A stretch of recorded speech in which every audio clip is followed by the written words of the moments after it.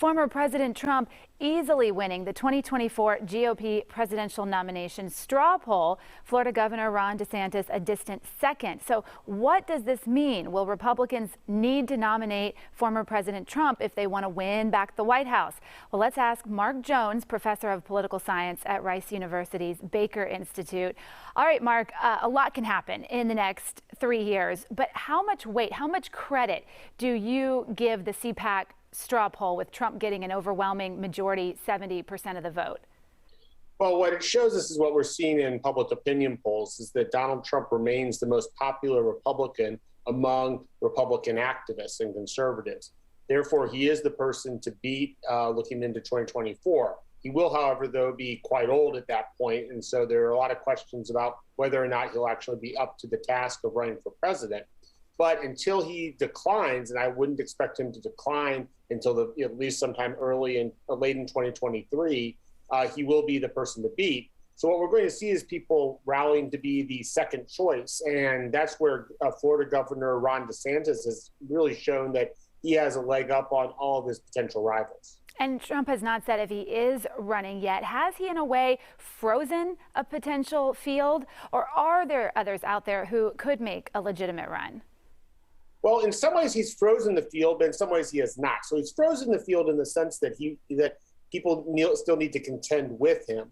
But he also has left enough space there where you can have a host of people competing, and they can always go based on the logic of if Donald Trump doesn't run.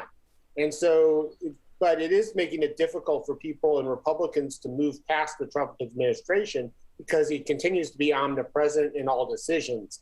And for instance, we're seeing here with our Texas Attorney General primary, where George P. Bush and Attorney General Paxton both are working as hard as they can to try to get Trump's endorsement, which is indicative that he still retains an outsized influence over Republican politics across the country.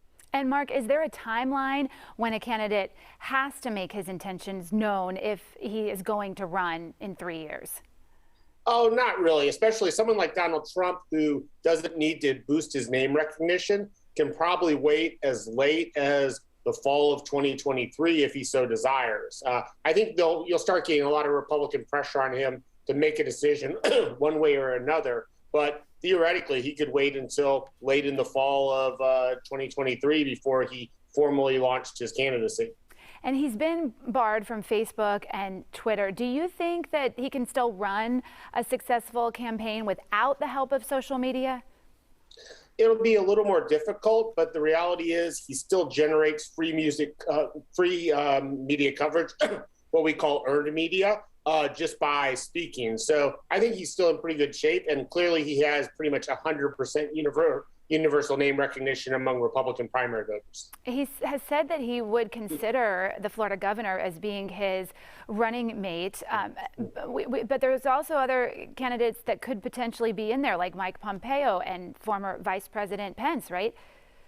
Right, and so the field could be potentially wide open, but Trump is going to have an outside influence on it until he makes the decision to not run. So his presence really complicates things for Republicans. They can't win without him, but they probably can't win with him either as their candidate.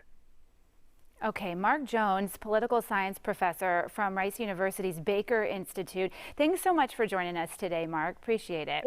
Sure, it's my pleasure.